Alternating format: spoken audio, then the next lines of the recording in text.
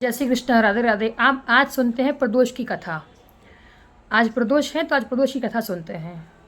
भगवान शंकर को प्रिय है प्रदोष व्रत, देता है यश, वैभव और समृद्धि। व्रतराज नामक ग्रंथ में सूर्यास्त से 3 घंटे पूर्व के समय को प्रदोष का समय माना गया है, अर्थात सूर्यास्त से 1.25 घंटा पूर्व के समय को प्रदोष काल कहा गया है। तिथियों में त्रयोदशी तिथि को भी प्रदोष तिथि की संज्ञा प्रदान की गई है। इसका मतलब सायकालीन त्रयोदशी तिथि को किया जाने वाला व्रत प्रदोष व्रत कहलाता है। प्रदोष व्रत पूर्व तीर्थ के संयोग से मनाया जाता है, यानी द्वादशी तिथि से संयुक्त त्रयोदशी तिथि को यह व्रत आचरित किया जाता है।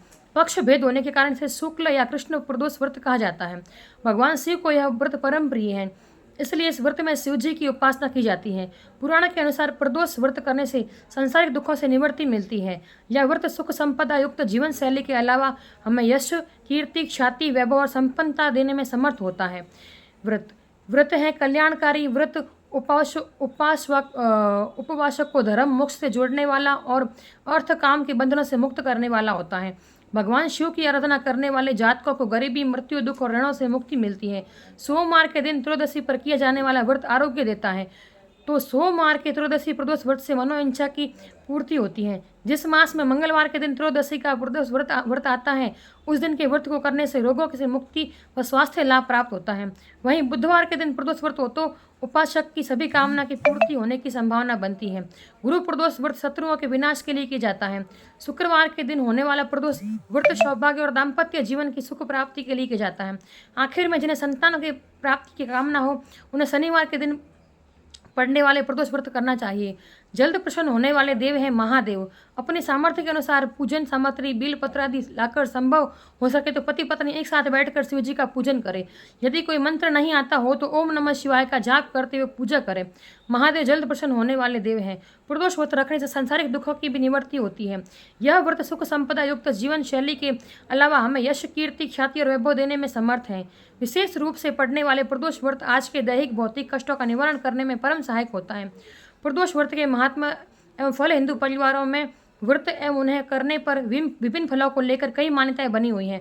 प्रत्येक व्रत के एक स्वामी होते हैं, जैसे कि कोई देवी देवता। हर एक व्रत की अपनी व्रत पूजन विधि होती है, जिसका परिपालन करना अति आवश्यक माना गया है, क्योंकि हिंदू धर्म में धार्मिक नियमों का उल्लंघन करना पाप के समान है। यदि आप हिंदू धर्म में से संबंध रखते हैं तो व्रत के दौरान क्या करना चाहिए और क्या नहीं, तो इसके बारे में हमें आपको अधिक गहराई से बताने की आवश्यकता नहीं है। आपने स्वयं ही बचपन से अपनी दादा दादी, नाना नानी, मामा मामी, चाचा चाची को व्रत के दौरान क्या क्या करना चाहिए ये सब करते देखा ही होगा।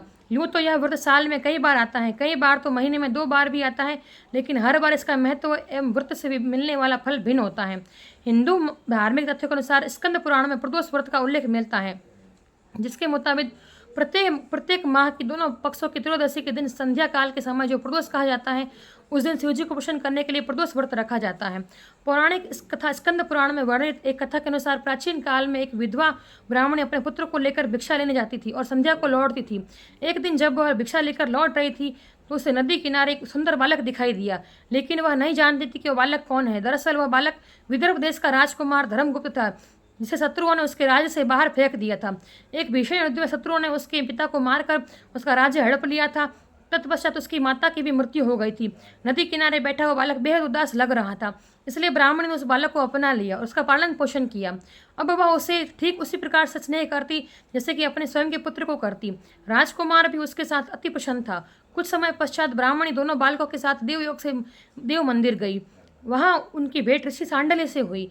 ऋषि सांडल्य उस समय के विश्वविख्यात ऋषि थे, जिन्हें हर कोई मानता था। ऋषि ने ब्राह्मणों को बताया कि जो बालक उन्हें मिला वह विदर्भ देश के राजा का पुत्र है, जो युद्ध में मारे हुए थे। राजा तो युद्ध में मारे गए, लेकिन बाद में उनकी रानी यानी कि उस बालक की माता को ग्राह ने अपना भोजन बना लिया। यह स्वयं ब्राह्मणी बेहद दुखी हुई, लेकिन तभी सांडल्य ऋषि ने ब्राह्मणी को प्रदोष व्रत करने की सलाह दी। ऋषि आगे से दोनों बालकों ने भी प्रदोष व्रत करना शुरू किया। सभी ने ऋषि द्वारा बताए हुए पूर्ण विधि विधान से ही व्रत संपन्न किया, लेकिन वह नहीं जानते थे कि यह व्रत उन्हें क्या फल देने वाला है। एक दिन दोनों बालक वन में घूम घूम रहे थे, तभी उन्हें कुछ गंधर्व कन्याएं नजर आई। ब्राह्मण बालक तो घर लौट आए, किंतु राजकुमार धर्मगुप्त वहीं रह गए।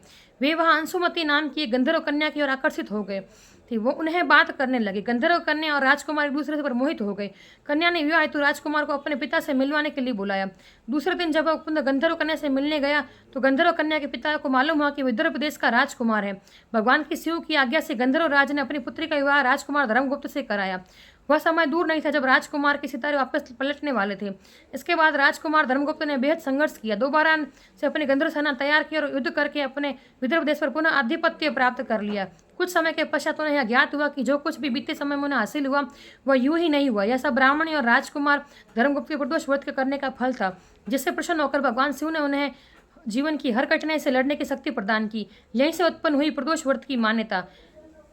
तभी से हिंदू धर्म में यह मान्यता उत्पन्न हो गई कि जो भक्त प्रदोष व्रत से दिन शिव जी की पूजा के बाद एकाग्र होकर प्रदोष व्रत कथा सुनेगा या पढ़ेगा, उसे 100 जन्मों तक कभी दरिद्रता नहीं होगी। उसके जीवन के सभी कष्ट अपने आप भी दूर हो जाएंगे। भोलेनाथ उनकी सभी जीवन की समस्याओं के बादल नहीं आने देंगे। प्रदोष व्रत यूं तो अपने आप में महान है, लेकिन इस व्रत से जुड़े तथ्य और भी रोचक हैं।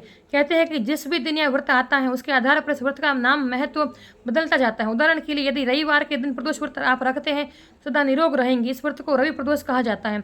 इसके बाद यदि आप सोमवार के दिन व्रत करते हैं तभी इसकी आपकी सभी मनोकामनाएं पूर्ण होती है। मंगलवार को प्रदोष व्रत रखने से रोग से मुक्ति मिलती है और आप स्वस्थ रहते हैं। बुधवार के दिन इस व्रत का पालन करने से सभी प्रकार की कामना सिद्ध होती है।